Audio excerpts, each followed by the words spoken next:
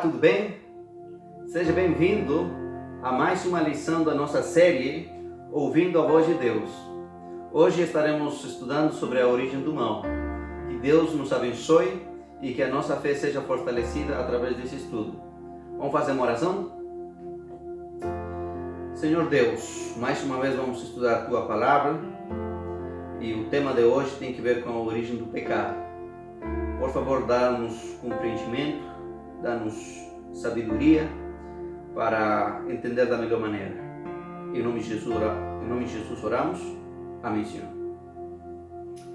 Muito bem, queridos amigos. Hoje vamos falar então sobre a origem do mal, como que tudo começou. No nosso estudo anterior, a gente falou que tudo que Deus tinha feito foi perfeito.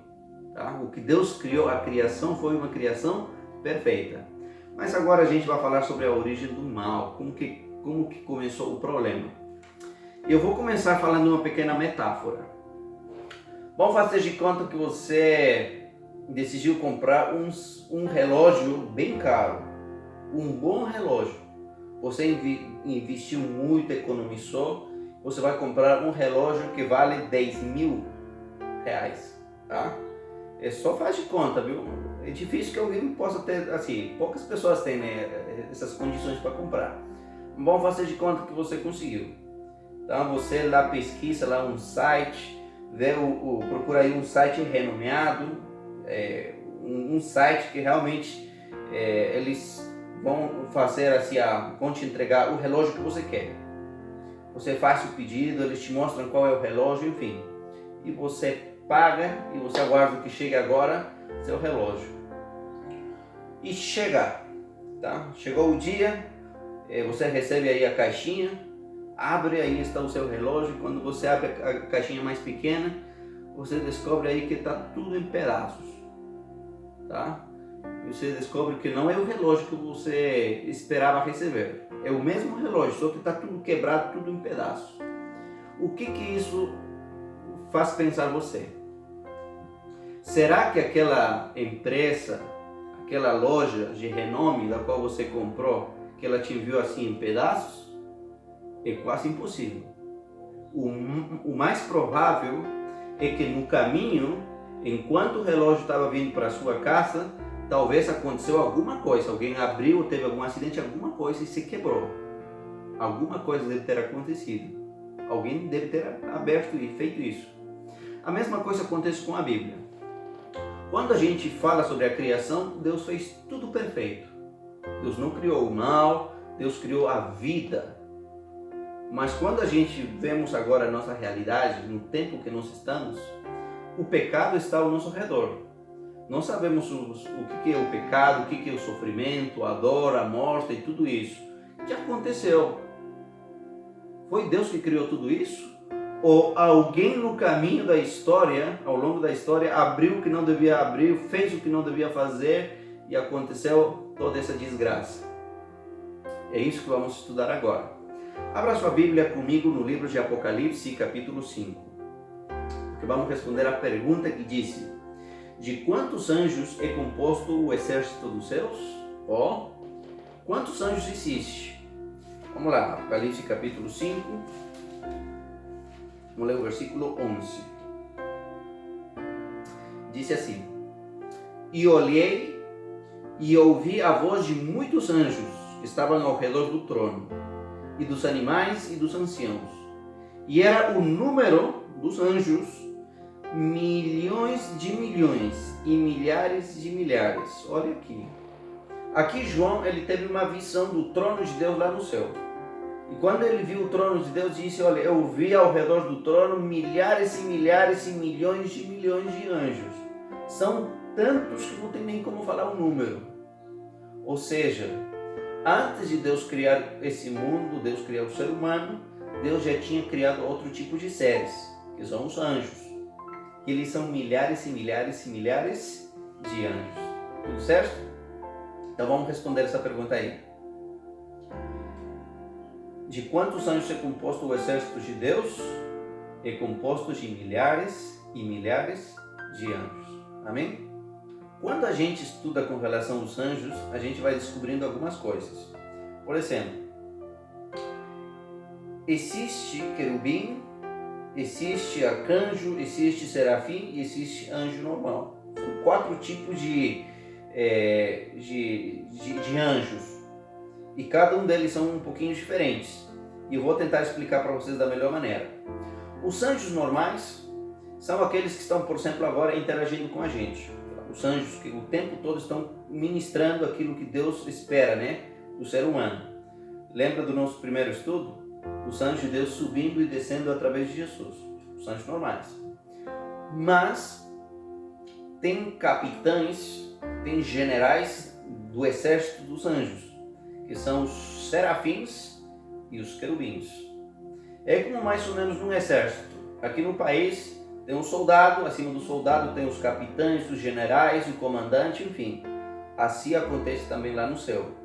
Tem os anjos normais, acima deles estão os serafins e os querubins, eles são os comandantes. Os anjos normais, eles têm 2 asas, mas os serafins e os querubins, eles têm mais.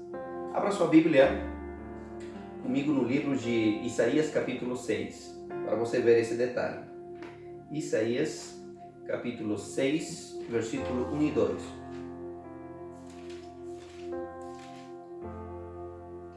Diz assim: No ano em que morreu o rei Uzias, eu vi o Senhor assentado sobre um alto e sublime trono, e o seu séquito enchia o templo. Os serafins estavam acima dele. Cada um deles tinha quantas asas? 6 asas. Com 2 cobriam o rosto, com 2 cobriam os pés e com 2 voavam. Olha, os anjos normais eles têm 2 asas, mas os serafins e os querubins, que são os comandantes, eles têm 6 asas, porque eles são os generais. Tudo certo? Agora, acima dos querubins e dos serafins tem alguém que está. É o arcanjo. De acordo com a tradição, que muita gente inclusive acredita, existem 3 arcanjos, que a gente conhece por nome. Tem 7 no total, mas só se conhece o nome de 3. De Miguel, de Gabriel e de Rafael. Isso é na tradição, mas biblicamente, quando você vai estudar para a Bíblia, isso é mentira. Não existem 3 arcanjos. Não existe? Não existe mesmo. Lê tua Bíblia de Gênesis até Apocalipse. Tu não vai encontrar nenhum arcanjo Gabriel nem Rafael. Você vai encontrar que tem o anjo Gabriel, mas arcanjo não. Arcanjo só é Miguel. Tá? Por que não tem vários? Porque o arcanjo, ele é o comandante, o chefe de todo o exército dos anjos. A palavra arcanjo significa o seguinte: arcanjo significa chefe dos anjos, tá? Arcanjo, chefe dos anjos. E Miguel significa aquele que é Deus. Arcanjo Miguel seria o chefe dos anjos, aquele que é Deus. Quem é chefe dos anjos e ao mesmo tempo é Deus? Só Jesus. Por isso que Jesus é o arcanjo Miguel. Antes dele nascer e tomar forma humana e ser chamado de Jesus, ele era chamado o arcanjo Miguel. Não porque ele era um ser criado, não, ele era Deus. O próprio nome dele, Miguel, falava, ele é Deus, tá? Mas ele era o comandante de todo o exército celestial. Abaixo dele estavam já os querubins, os serafins e os anjos normais. Tudo certo? Muito bem. Vamos lá para a pergunta número 2. Que descrição a Bíblia faz de Lucifer, que foi o líder dos anjos? Vamos ler Ezequiel capítulo 28, versículo 14. Então, desses comandantes, desses líderes que estavam acima dos anjos, havia um deles que se chamava Lucifer, tá? E ele tem algumas características, e vamos ler isso, tá bom? Ezequiel 28, vamos ler o versículo 14 até o 17. Tu eras querubim ungido para proteger, e te estabeleci no monte santo de Deus estavas, no meio das pedras afogueadas andavas. Perfeito eras nos teus caminhos, desde o dia em que foste criado, até que se achou iniquidade em ti. Olha aqui. Na multiplicação do teu comércio se encheu o teu interior de violência e pecaste, pelo qual te lancei profanado fora do monte de Deus, e te farei perecer, ó querubim protetor, entre as pedras afogueadas. Elevou-se o teu coração por causa da tua formosura, corrompeste a tua sabedoria por causa do teu resplendor, e por terra te lancei, diante dos reis te pus, para que olhem para ti. Olha o que a Bíblia está falando. De todos esses comandantes, havia um deles que era um dos que estavam assim próximos de Deus. O nome dele era Lúcifer. Diz que ele era um querubim. Tá? Ele não era qualquer anjo, ele era um querubim. E diz que ele era perfeito em todos os seus caminhos, porque o que Deus criou é perfeito. Toda a criação é perfeita. Então Deus criou um anjo perfeito, mas lamentavelmente disse que esse anjo começou assim no coração dele que surgiu a iniquidade, o pecado. Como assim? Que se Deus criou tudo perfeito, como que um anjo surgiu assim a iniquidade e o pecado? Para que tudo seja perfeito, tinha que ter uma característica, que as criaturas deviam ter o livre arbítrio. Se Deus criasse o ser humano sem ter o livre arbítrio, então não seria perfeita a criação. Tá? Deus teria criado robôs. Mas para que a criação seja perfeita, as criaturas deviam ter livre arbítrio, tá? Livre pensamento. Então Deus criou um anjo perfeito, ele estava perto de Deus, mas por causa da beleza dele, que não era qualquer anjo, 6 asas, um anjo especial, por causa da beleza, da formosura dele, diz que o coração começou a se corromper. Ele ficou pensando, olha, eu não sou qualquer coisa aqui não, eu sou um querubim. Eu estou na presença de Deus, eu não sou como qualquer outro aí, com outros anjinhos, não. Eu sou o cara, eu sou um ser especial. Tá? E isso ele começou a colocar no seu coração pouquinho a pouquinho, foi crescendo o egoísmo, tá? Se achando que ele era mais do que o Criador. Assim começou o problema, o pecado nesse anjo. E o texto bíblico disse, perfeito eras em todos os caminhos, desde o dia que foste criado, até que se achou iniquidade em ti. O que é iniquidade? Se você ler a sua Bíblia, no livro de 1 de João, capítulo 3, 1 de João, capítulo 3, o versículo 4, diz o seguinte: qualquer pessoa que pratica o pecado transgride a lei, porque pecado é transgressão da lei. Ou seja, quando Satanás disse ele cometeu iniquidade ou pecado lá no céu, é porque ele transgrediu a lei de Deus. Porque pecado é transgressão da lei de Deus. Então lá no céu, por causa da beleza dele, ele começou a transgredir a lei de Deus. Tudo certo? Então vamos responder ali. Perfeito eras nos teus caminhos, até cometer iniquidade. Sabemos que iniquidade é transgressão da lei de Deus. Vamos agora para a pergunta número 3. Vamos lá? Diz assim: que outros pecados esse anjo cometeu? Vamos ler Isaías capítulo 14. Como caíste do céu, ó estrela da manhã, filho da alva? Como foste lançado por terra, tu que debilitavas as nações? E olha aqui, falando aqui de Lúcifer. Tu dizias no teu coração, eu subirei ao céu, acima das estrelas de Deus exaltarei o meu trono, e no monte santo no monte da congregação me assentarei, da banda dos lados do norte. Olha aqui, diz que Lucifer começava a falar, olha, eu vou subir acima do céu, eu vou estar acima de todas as estrelas. Não está falando de estrela literal. Na Bíblia, nos contextos de profecia, estrela representa anjos. O que Lucifer dizia, olha, eu vou estar acima de todos os anjos. Eu vou ser o general. Eu vou ser o chefe de todos. Eu não quero que esteja o arcanjo Miguel. Eu quero ser o anjo que está acima de todos. Por isso, olha, eu vou estar acima de todas as estrelas. Diz, exaltarei o meu trono. Versículo 14. Subirei acima das mais altas nuvens, serei semelhante ao Altíssimo. Ou seja, Lúcifer, ele não queria ser uma criatura, ele queria ser um Deus. Ele não queria estar ele não queria estar prestando homenagem ao Deus Criador. Ele queria que todas as criaturas, todos os anjos prestassem homenagem a ele. Ele queria ser adorado. Ele queria estar no trono. Ele queria estar sentado. E como surgiu tudo isso? Por causa da beleza dele, que ele foi se corrompendo pouquinho a pouquinho. E aí começa o pecado. Lucifer, lamentavelmente, ele não amou a Deus. Tá? Ele apenas pensou nele. No idioma original, que é o hebraico, está uma palavra que em português a gente não coloca porque já cria muita redundância. Mas no idioma original diz assim, olha: eu subirei ao céu, acima das estrelas, eu exaltarei o meu trono, eu me assentarei, eu subirei acima das altas nuvens, eu serei semelhante ao Altíssimo. Assim está no idioma original. Ou seja, muitas vezes se repete a palavra eu, porque o problema de Lúcifer foi o eu. Ele começou a se crescer, eu quero ser grande, eu quero ser Deus. Lamentavelmente, ali começou a se corromper.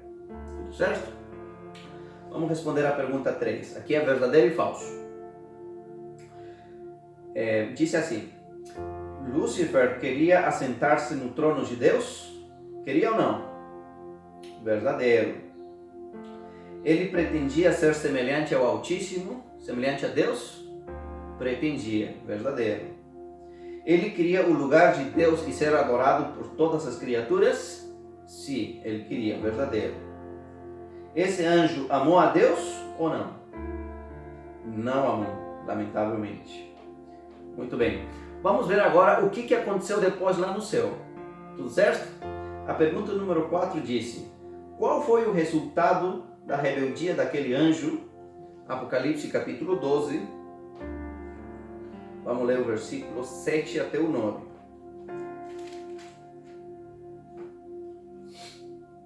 Disse assim: e houve batalha no céu.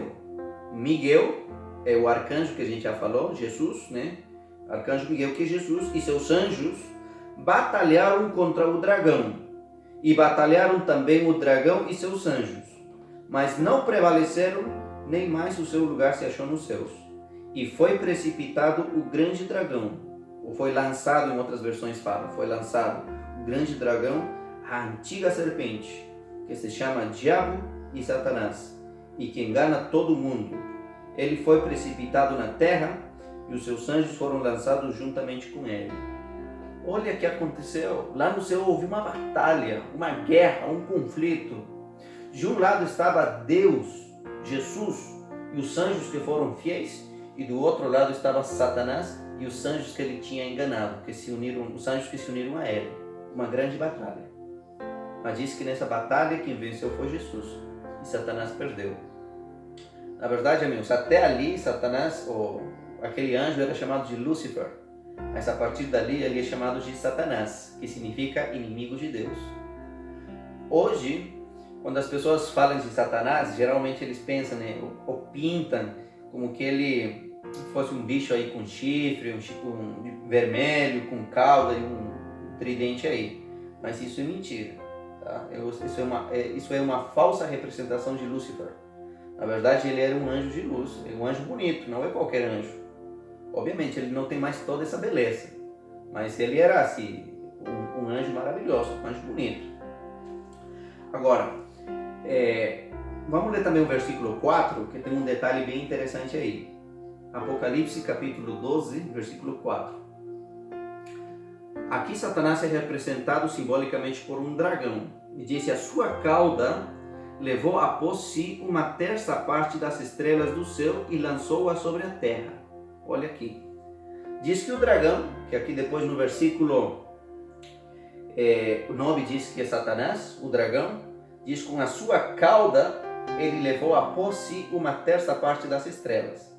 Já estudamos que estrela representa anjos.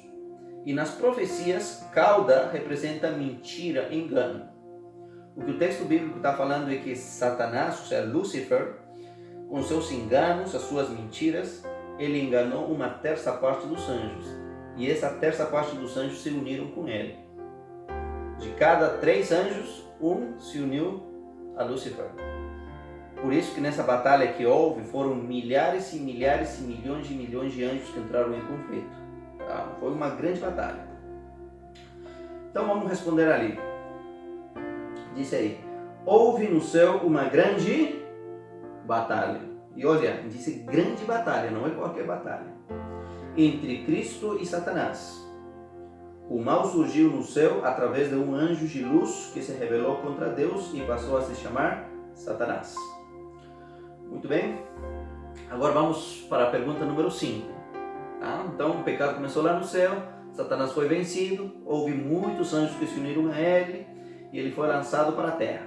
Que advertência Deus fez a Adão e Eva quando já os tinha criado? Gênesis capítulo 2, versículo 15. Agora vamos falar aqui da terra. Começamos no céu, agora vamos para a terra. Gênesis capítulo 2, versículo 15. E tomou o Senhor Deus o homem e o colocou no jardim do Éden para lavrar e guardar. E lhe ordenou o Senhor Deus ao homem, dizendo: de toda árvore do jardim comerás livremente, mas da árvore da ciência do bem e do mal, dela não comerás.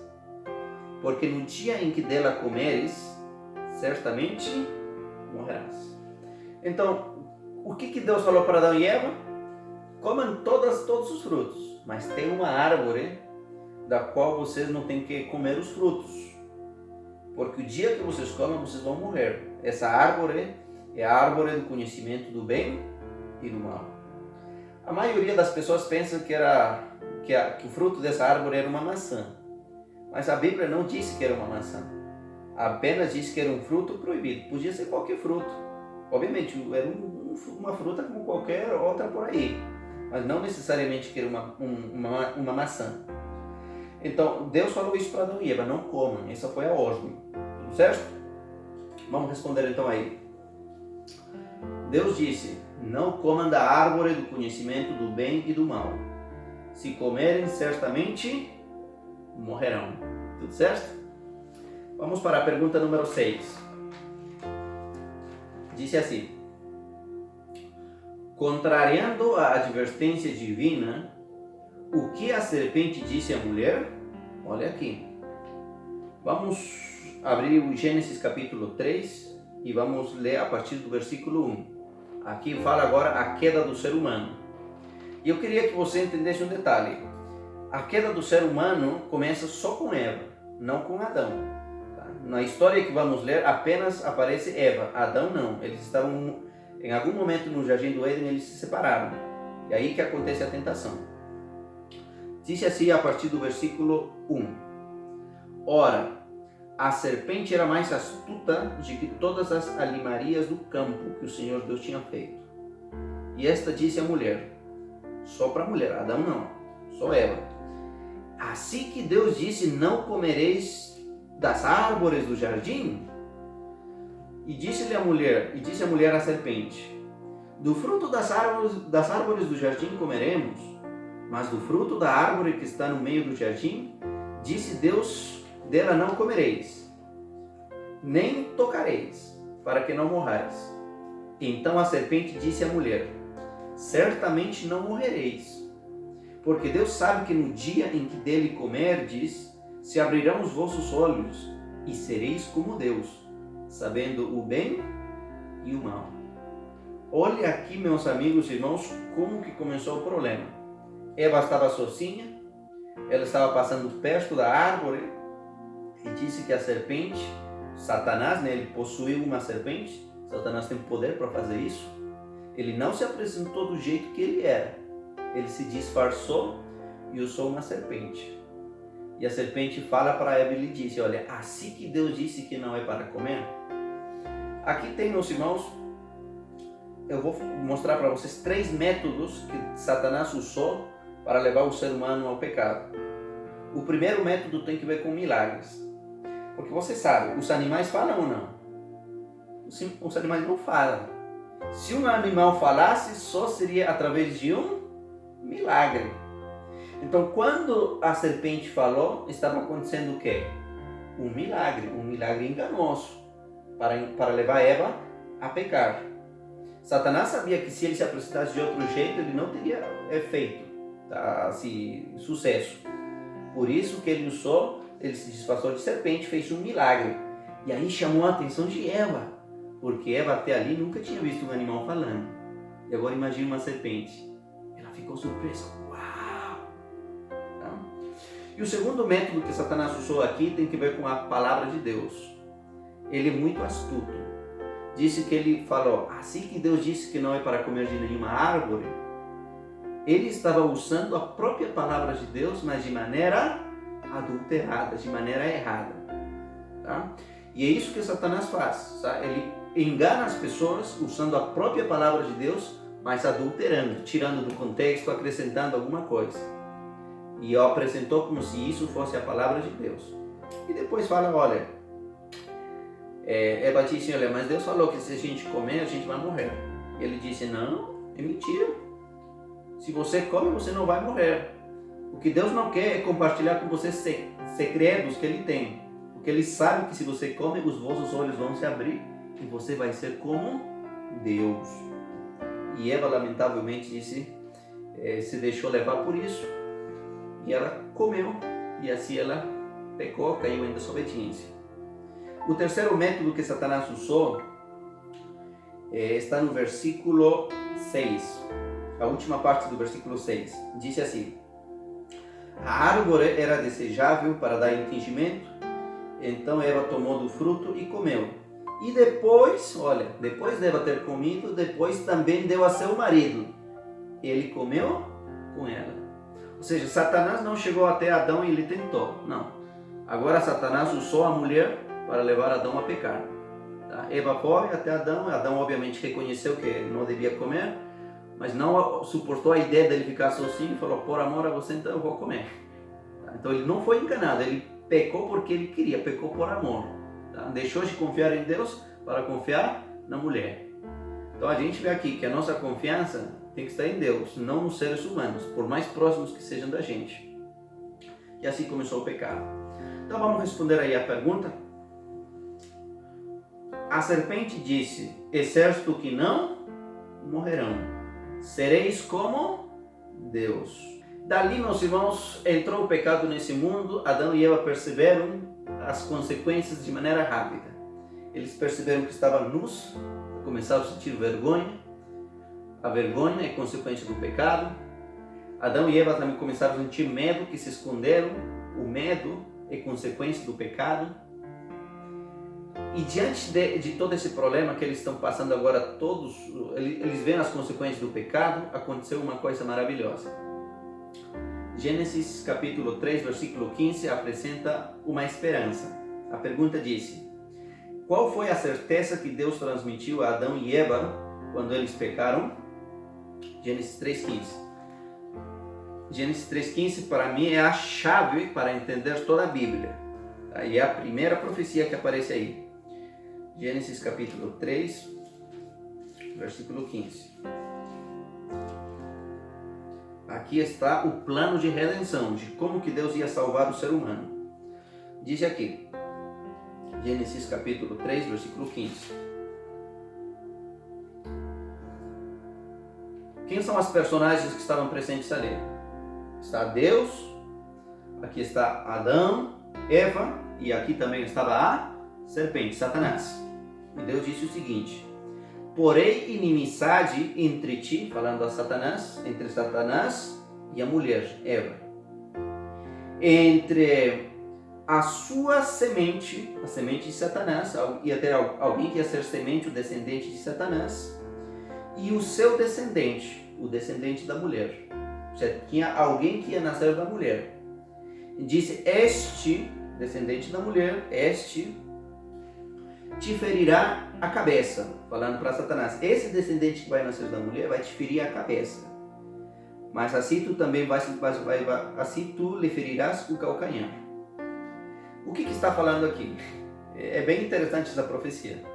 Deus falou, Satanás, tu venceu agora, mas tem alguém que vai nascer dessa mulher que vai te vencer e vai esmagar a tua cabeça. Você sabe que se eu perder a cabeça eu estou morto. Se eu perder o pé, eu morro ou não? Não, eu continuo vivo. A ferida no pé não é mortal, mas a ferida da cabeça sim. O que Satanás estava falando é assim, ó, o que Deus falou para Satanás era assim: tem alguém que vai nascer, está falando que Jesus, ele vai te vencer, vai te esmagar a cabeça, vai te destruir. Você vai lhe ferir, mas ele não vai morrer. E isso se cumpriu lá na cruz. Lá na cruz, meus irmãos, Jesus venceu a Satanás e esmagou a cabeça dele. Jesus foi ferido, mas Jesus ressuscitou. A sua ferida não foi de morte, tá? Então é sobre essa esperança que estava falando aqui.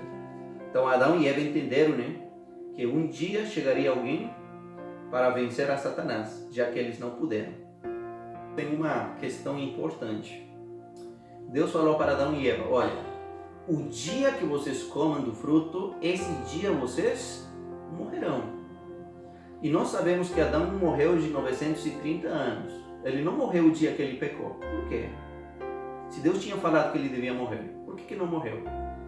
A resposta está em Gênesis capítulo 3, versículo 21. Disse assim: e o Senhor Deus fez a Adão e a sua mulher túnicas de peles e os vestiu. Olha aqui. Nesse dia que Adão e Eva pecaram, esse dia que eles deveriam ter morrido, Deus disse, fez túnicas de peles de cordeiro para vesti-los. Eu te pergunto, para Deus tirar a túnica, o que devia ter acontecido? Deviam ter morrido pelo menos 2 cordeiros. Ou seja, o dia que Adão e Eva não morreram, mas esse dia houve morte. Alguns cordeiros inocentes morreram em lugar de Adão e Eva. Deus estava mostrando assim, olha, no futuro tem alguém que é inocente, tem alguém que é simbolizado pelo cordeiro, Jesus. Ele vai vir e vai morrer em lugar de vocês. Essa é a esperança. É por isso que Adão e Eva não morreram naquele. Vamos responder então a pergunta?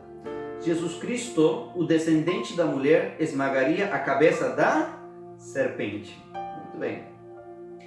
Vamos agora para a pergunta 8. De que maneira Satanás tenta nos enganar hoje, atualmente? Como que Satanás está nos enganando? Vamos ler 2 passagens da Bíblia. A primeira está em 2 de Coríntios, capítulo 11, versículo 14 e 15. 2 de Coríntios 11, versículo 14 e 15. Diz assim: e não é maravilha, ou não vos maravilheis, porque o próprio Satanás se transforma em anjo de luz.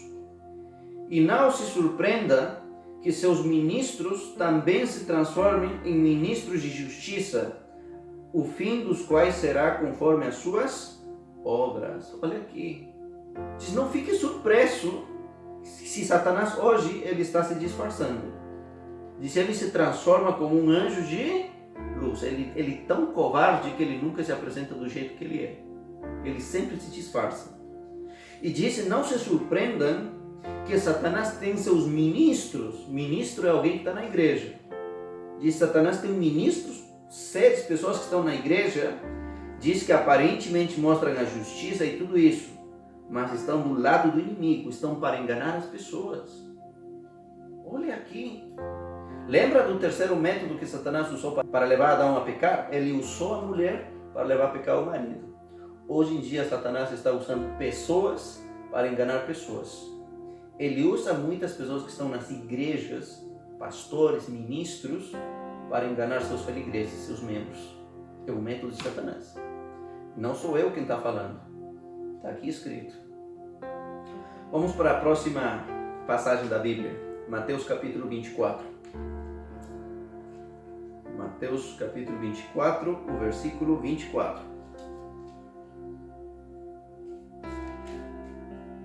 Disse assim: porque surgirão falsos cristos, falsos profetas, que farão grandes sinais e prodígios, que se for possível, enganariam até os escolhidos. A palavra prodígio também significa milagre.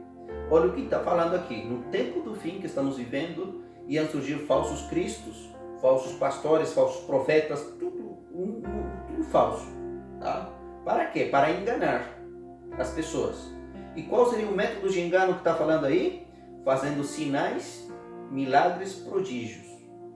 E você sabe que isso é o que tem mais comum agora.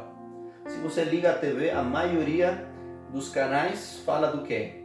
Aí aparecem os pregadores que o tempo tudo é cura, cura, cura, milagre. É aqui que é a igreja de Deus, é aqui que se cura de câncer, aqui a pessoa entra paralítico, sai andando, aqui tem cura, cura. Muito cuidado. A gente não tem que ir pela cura, porque o método principal que Satanás usa, milagres. Foi assim que levou a Eva ao pecado. Então não siga nunca milagres, siga o que a palavra de Deus fala. Deus falou, é isso mesmo, não dependo de milagres. Tudo certo? Então vamos responder aí. Transformando-se em anjos de luz, realizando milagres e prodígios. Muito bem. E em Mateus capítulo 7, a partir do versículo 21 até o 23, Jesus fala uma coisa bem interessante com relação a essas pessoas que enganam a outros. Diz assim, Mateus capítulo 7, versículo 21. Nem todo aquele que me diz Senhor, Senhor entrará no reino dos céus, mas somente aquele que faça a vontade do meu Pai que está nos céus. Qual é a vontade de Deus? Aquilo que é a sua palavra. Muitas pessoas me dirão aquele dia, Senhor, Senhor, não profetizamos em teu nome? Em teu nome não expulsamos demônios? Em teu nome não fizemos milagres? Então lhes direi abertamente, nunca vos conheci. Apartai-vos de mim, vocês que praticam a iniquidade. E o que significa iniquidade? Transgressão da lei. Então Jesus fala, olha, nunca vos conheço, vocês que ficam transgredindo a lei. Não conheço, esses milagres nunca vieram de mim. Eu nunca vos conheci. Então Satanás engana as pessoas, né, através dos milagres, mas nós devemos ter muito cuidado. Pergunta número 9. Contra quem o inimigo está especialmente irado em nossos dias? Apocalipse capítulo 12, versículo 5. Talvez alguém diga, né, mas Satanás está irado contra todos os seres humanos. Não. Ele odeia toda a humanidade, mas tem um grupinho especial que ele odeia mais. Está aqui, em Apocalipse capítulo 12, versículo 17. Diz assim, e o dragão irou-se contra a mulher e foi fazer guerra ao resto da sua descendência, os que guardam os mandamentos de Deus e têm o testemunho de Cristo, de Jesus Cristo. Olha aqui, o dragão, Satanás, diz que ele está irado contra a mulher. Lembra de Gênesis 3,15? Só que a mulher, Eva, representava a igreja, tá? Não é mais apenas uma mulher literal. A mulher na Bíblia representa a igreja. Mas diz que Satanás está irado contra a mulher, contra a igreja. E foi fazer guerra contra os poucos, os restantes que ficaram dessa igreja fiel. Aqueles que guardam os mandamentos de Deus e têm o testemunho de Jesus Cristo. É contra eles que Satanás está irado. Ele quer acabar com a humanidade. Mas de maneira especial ele odeia a igreja que guarda os 10 mandamentos de Deus, a lei de Deus, e tem a fé em Jesus. Esse ódio começou lá no céu. Ele nunca quis guardar a lei de Deus. Veio a esse mundo, levou Adão e Eva a desobedecer a lei de Deus, e hoje ele quer fazer o mesmo. E quando alguém quer ser fiel a Deus, quer obedecer a palavra, ele odeia, e ele quer acabar com essas pessoas. A última pergunta do nosso estudo de hoje disse: como é possível vencer a Satanás? Como que podemos vencê-lo? Abra sua Bíblia em Efésios capítulo 6. Efésios capítulo 6.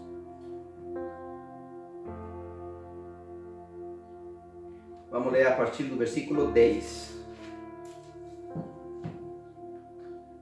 Do 10 até o 18. Diz assim: no demais, meus irmãos, fortalecei-vos no Senhor e na força do seu poder. Revesti-vos de toda a armadura de Deus para que possais estar firmes contra as astutas ciladas do diabo. Revesti-vos. Usa a armadura, veste a armadura de Deus para resistir às ciladas do diabo. Porque não temos luta contra carne e sangue, mas sim contra os principados, contra as potestades, contra os príncipes das trevas deste século, contra as hostes espirituais da maldade nos lugares celestes.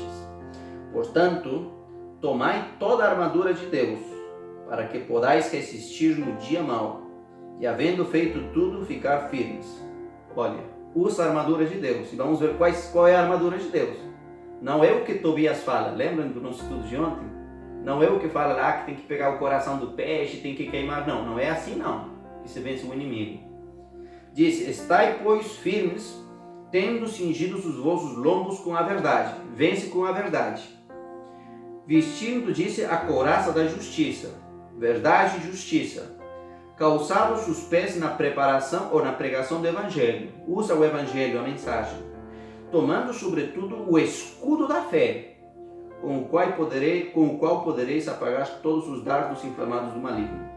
Tomai também o capacete da salvação, a espada do Espírito, que é a palavra de Deus, orando em todo o tempo, com toda a oração e súplica no Espírito, e vigiando com toda a perseverança e súplica por todos os santos. É assim que se vence o inimigo. Usa a armadura de Deus, usa a espada da palavra de Deus, usa a fé, que é o escudo, usa a salvação, usa a justiça, usa a verdade.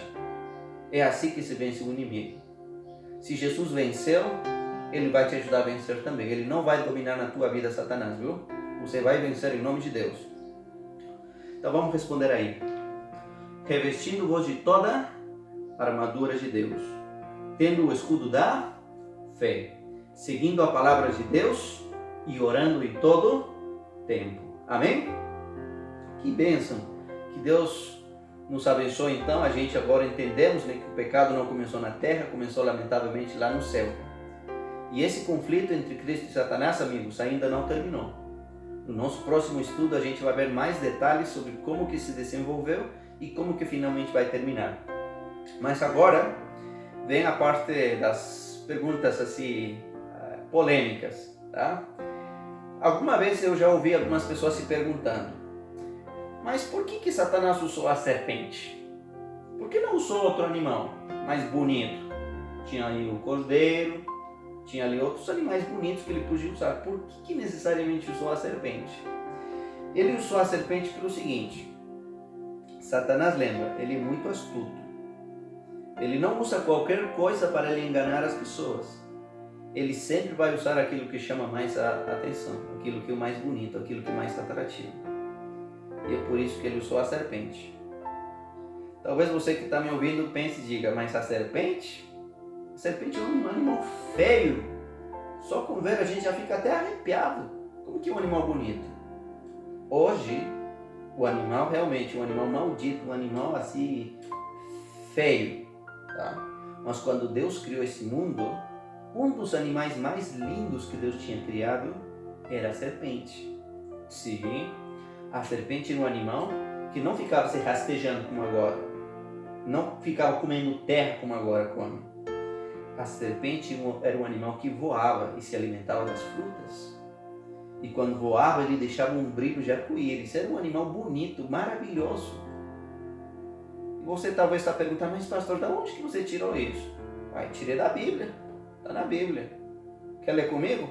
Vamos lá, abre sua Bíblia em Gênesis, capítulo 3. Eu vou te dar 2 motivos pelo qual eu estou falando isso, tá? Gênesis capítulo 3, versículo 14. Deus começou aí, chamou todo mundo, né? Estava aí Adão, Eva, a serpente. Deus falou as maldições. Agora Adão vai ter que trabalhar, vai ter que suar. A mulher agora vai ter que dar a luz com muita dor. A terra vai produzir espinhos, enfim. Mas Deus também deu um castigo para a serpente. Está no versículo 14. Então o Senhor disse à serpente: porquanto fizeste isso, maldita serás mais que todos os animais do campo. Sobre o teu ventre andarás, e o pó comerás todos os dias da tua vida. Olha o que Deus está falando. Por você ter sido um instrumento de Satanás, disse, agora você vai ser castigada. Além de você ser maldita entre todos os animais, agora você vai se rastejar, você vai andar sobre seu ventre. Ou seja, o castigo era que ela devia andar agora sobre seu ventre. Isso significa que antes ela não andava sobre seu ventre, ela voava. Porque se Deus falasse, olha, você vai se rastejar sobre seu ventre, isso não era castigo se ela já antes fazia isso. Isso é castigo porque antes ela não se rastejava, ela voava. E disse então ela se tornaria um animal maldito. Além disso, meus irmãos, na área da arqueologia, existem alguns lugares em Israel onde eles encontraram algumas imagens e ilustrações da serpente, imagens antigas, de milhares de anos. E tem muitas imagens onde a serpente é apresentada com asas, tá? Dando a ideia que antigamente as pessoas sabiam que no passado a serpente tinha asas. Mas o fundamento maior para tudo isso está na própria Bíblia. E aí que vem agora a minha mensagem para você. Eu não sei quem que você é, mas eu queria te dizer uma coisa. Satanás quer acabar com a tua vida, com a vida da tua família. Mas se você se vestir com toda a armadura de Deus, você vai vencer.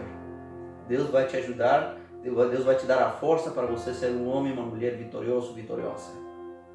Satanás vai usar muitas maneiras para te enganar, para te levar a pecar, vai usar as coisas atrativas desse mundo, mas se você confiar em Deus, você vai ser vitorioso.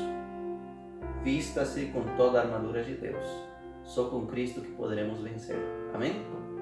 Tem alguém que gostaria de falar agora para Deus e dizer, Senhor Jesus, por favor, Pai Santo, me ajuda a vencer o inimigo. Me dê a sua armadura que eu quero vencer. Tem alguém? Que bênção. Então vou orar por você.